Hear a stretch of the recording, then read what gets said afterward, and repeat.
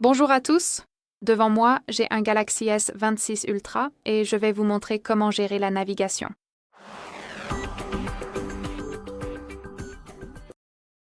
Je vais donc vous montrer comment passer de la navigation à 3 boutons au geste et je vais vous expliquer toutes les options disponibles sur cet appareil.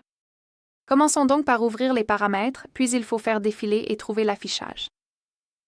Ensuite, faisons défiler vers le bas et localisons l'option barre de navigation qui se trouve juste ici. Permettez-moi d'ajuster un peu la luminosité. Ici, nous avons donc deux options, boutons et gestes de balayage. Commençons donc par les boutons. Nous pouvons appuyer sur plus d'options et si vous le souhaitez, vous pouvez réorganiser le bouton retour et les applications récentes. Choisissez simplement la combinaison qui vous convient le mieux. Et vous pouvez décider si vous souhaitez utiliser le cercle pour rechercher, ce qui signifie que vous devez appuyer et maintenir le bouton d'accueil pour ouvrir le cercle de recherche. Il suffit d'appuyer dessus et de le maintenir, puis vous devrez l'activer, mais en gros, c'est comme ça que ça fonctionne. Vous pouvez désactiver cette option simplement en appuyant sur l'interrupteur. Si vous souhaitez configurer les gestes, il vous suffit d'appuyer sur cette option ici et, au lieu des 3 boutons, votre appareil affichera cette ligne qui est responsable de certains gestes.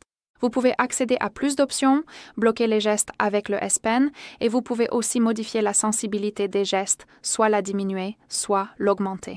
Et pour être honnête, je vous recommande vivement de revenir à cette option après avoir utilisé les gestes pendant un certain temps, afin que vous puissiez décider si vous avez besoin d'une sensibilité plus élevée ou plus faible. Cela dépendra, par exemple, si vous utilisez une coque, etc. D'accord? Donc si vous souhaitez, laissez-moi revenir en arrière et ici, encore une fois, nous avons le cercle pour rechercher.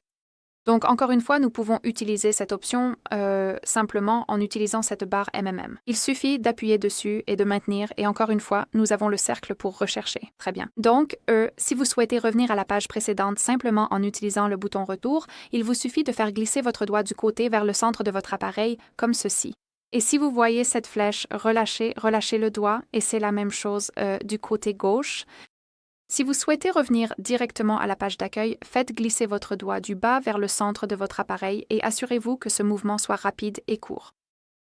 Et si vous souhaitez ouvrir les applications récentes, répétez le geste, donc du bas vers le centre, et maintenez votre doigt quelque part ici comme ça, et ici nous avons les applications récentes. De plus, si vous avez beaucoup d'applications ouvertes et que vous ne voulez pas vraiment ouvrir les applications récentes, essayez de la trouver puis d'appuyer dessus. Vous pouvez rapidement passer d'une application à l'autre simplement en faisant glisser votre doigt en bas de l'écran de la gauche vers la droite, comme ceci. Et comme vous pouvez le voir, nous pouvons changer d'application. Très bien, ce sera tout. Merci beaucoup d'avoir regardé. Veuillez cliquer sur le bouton d'abonnement et laisser un pouce en l'air.